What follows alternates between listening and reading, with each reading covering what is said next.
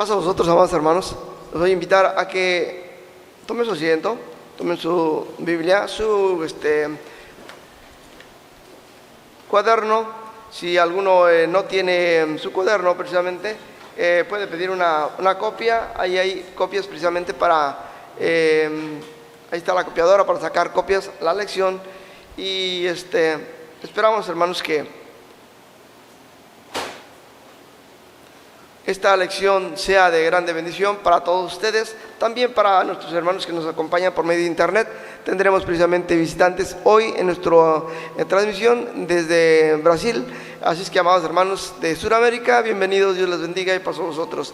Hemos estado en Centroamérica y Canadá y también parte del otro continente, aunque quizás solamente por un rato porque son horas de diferencia. Vamos a abrir nuestros cuadernos y hoy tenemos la lección número 2 que se llama No tendrás dioses ajenos.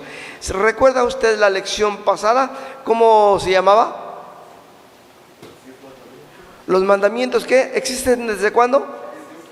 Desde el principio, y vimos cómo precisamente los patriarcas guardaron los mandamientos y cómo Dios castigó a aquel pueblo precisamente por su pecado, y dice que no se toma en cuenta o no hay pecado cuando no hay ley. Entonces vemos que muchos de ellos reconocieron algunos de los mandamientos y sabían precisamente la ley de Dios. Y Abraham, siendo precisamente un hombre de fe, un hombre precisamente temeroso de Dios, él guardó los mandamientos. Así lo estudiamos en la lección pasada. Hoy tenemos el primer mandamiento después de haber visto que existían aquellos mandamientos desde antes, porque algunos dicen que existieron desde el tiempo de Moisés para acá, pero ya con la lección pasada comprobamos que no es así. Si usted tiene su cuadernito, ahí tiene una enseñanza muy grande donde usted puede comprobar que sí, los mandamientos existían desde antes, desde el principio. Ahora tenemos nuevamente aquí un tema o el primer mandamiento que se llama ¿cómo? No tendrás dioses ajenos. Bien, nos ponemos de pie para decir nuestro texto de memoria. Recuerde que no es el de Éxodo, está en Deuteronomio capítulo 6, verso 14. Y vamos a decirlo así: no andaréis en pos de dioses ajenos, de los dioses de los pueblos que están de vuestros contornos. Deuteronomio 6:14. Lo dice en diferente manera, pero es el mismo de Éxodo 20, ¿verdad? Otra vez nuevamente: no andaréis en pos de dioses ajenos, de los dioses de los pueblos que están entre vosotros, entre vuestros contornos. Deuteronomio 6:14. Amén. Tome su asiento. Esto es lo que les encargó Dios. No vayan a imitar, a hacer, a honrar a los dioses de los pueblos que están alrededor de ustedes, porque yo los voy a castigar. No hagan conforme ellos hacen. Y eso fue lo que hizo el pueblo, por eso Dios lo castigó. Bien, tenemos aquí que la cita es Deuteronomio capítulo 6, verso 14. Vamos a buscar una lectura bíblica que tenemos en Salmo 115 del 1 al 8. Y nos vamos a poner nuevamente de pie. Yo voy a leer el primer verso, y ustedes van a leer el segundo y nos vamos a unir en el verso 8. Salmo 115, 1 dice así. Todos de pie, hermanos, vamos a leer. No a nosotros, oh Jehová, pero vamos a leer yo el primero, ustedes el segundo. No a nosotros, oh Jehová, no a nosotros, sino a tu nombre da gloria, por tu misericordia y por tu verdad. Y nuestro Dios está en los cielos, todo lo que quiso ha hecho. Los ídolos de ellos son plata y oro, obra de manos de hombres. Tienen boca, mas no hablarán, tienen ojos, mas no verán. Manos tienen, mas no palparán, tienen pies, mas no andarán, no hablarán con sus gargantas. Todos, como ellos son los que los hacen, cualquiera que en ellos confía. Bien, amados hermanos, tomen su asiento. Esta lectura nos hace ver que precisamente los dioses de las gentes que se inventaron ellos para representar como ellos creían que era su Dios, son dioses vanos. Como dice aquí, no sirven para andar, para ver, ni para hablar, y no pueden hacer absolutamente nada. En el libro de la Biblia católica, en Baruch 6, dice precisamente que aquellos ídolos tienen que ser llevados en los hombros, cargados, porque no pueden caminar. Bien, aquí también lo dice que no pueden caminar, tienen que moverlos de un lado a otro. Si les ponen un vestido, tienen que cambiarles un vestido, porque ellos no se pueden ni cambiar, ni peinar, ni lavar, ni nada. Bueno, ¿por qué? Porque es más poderoso el que los hizo. El hombre tiene más poder que la misma escultura que ellos se han forjado. Bien, es duro oír esto, pero es la verdad, la palabra de Dios. No quiero con esto ofender absolutamente a nadie, solamente dar a conocer la gran verdad de Dios y el celo de Dios, porque no se use ninguna representación de ningún material y en ningún lugar también para representarle a Él, porque a Dios nadie le ha visto y nadie le puede forjar o formar una imagen. Esto es precisamente idolatría. Bien, tenemos aquí una lectura que nos mencionó. Dice que nuestro Dios está en los cielos y todo lo que ha querido Él ha hecho. Estos dioses no pueden ni para ellos mismos hacer algo. Nuestro Dios está en los cielos, y así como dice el verso 8, como ellos son los que los hacen, cualquiera que de ellos confía. O sea, es igual que ellos, inútiles, ¿verdad? Lamentablemente así es. Voy a leer el comentario de la lección y dice así: cuando Caín pecó, él le dijo a Dios: de tu presencia me esconderé y seré errante y extranjero en la tierra. De ahí los hombres, por su destierro, sintieron la necesidad de un ser supremo en quien pudieran poner su esperanza y fe.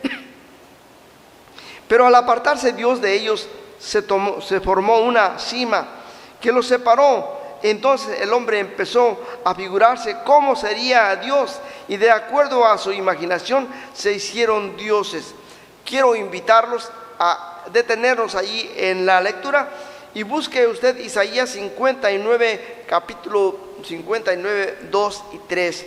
Isaías capítulo 59, y voy a leer el verso 2 y el verso 3 para que vea lo que dice el Señor en su palabra.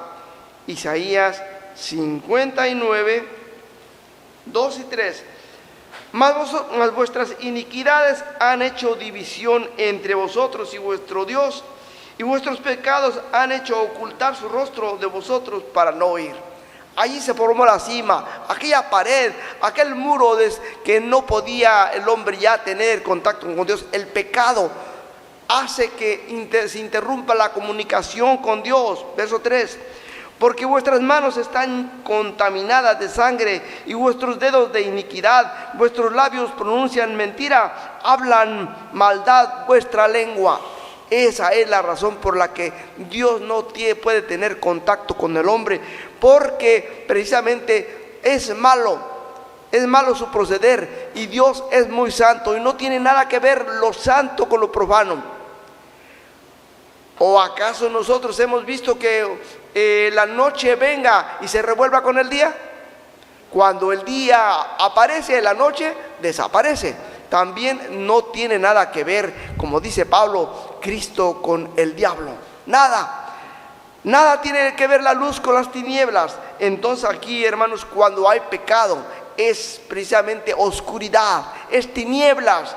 Y cuando la luz del evangelio llega, tiene que desaparecer. Nadie puede tener las dos cosas al mismo tiempo, atender a las mismas cosas.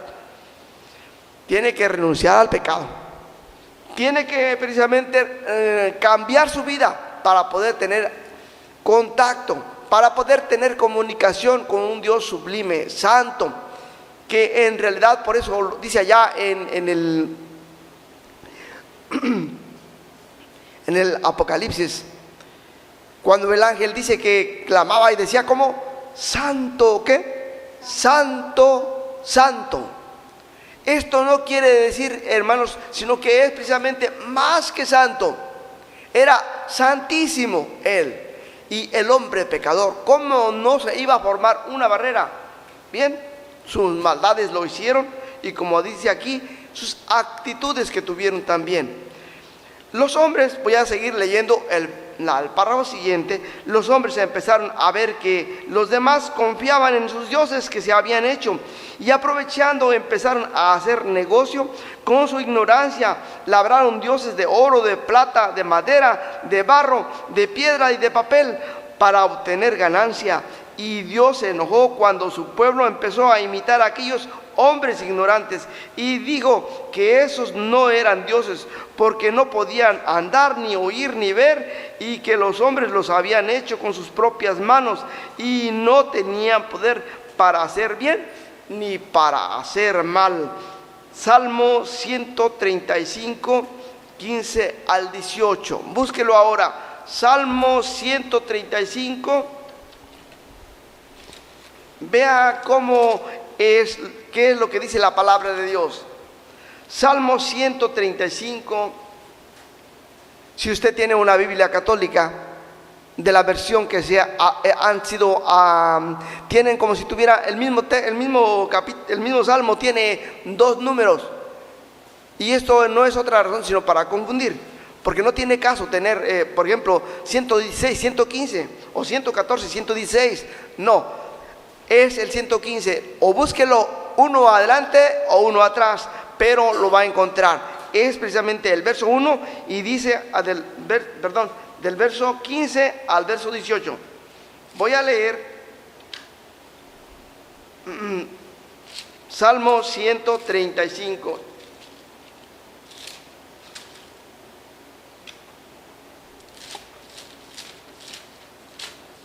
Se me movió mi Biblia, la cambié yo. Ya estoy aquí ahora sí. Verso 15 en adelante. Léanlo conmigo todos juntos, pero despacio. Tratemos de ir juntitos todos. Los ídolos de las gentes son plata y oro, obra de manos de los hombres. Tienen boca y no hablan, tienen ojos y no ven, tienen orejas y no oyen, tampoco hay espíritu en sus bocas. Como ellos son los que los hacen, todos los que en ellos confían. Amén. Así es, todo el que confía es igual a la escultura. Cuando dice aquí los ídolos, se refiere a una escultura que se hizo o se formó, o bien puede ser también una pintura. Y no solamente puede ser una pintura, puede ser una persona, en la cual precisamente la persona admira tanto o ama tanto más que a Dios. Y eso también es idolatría.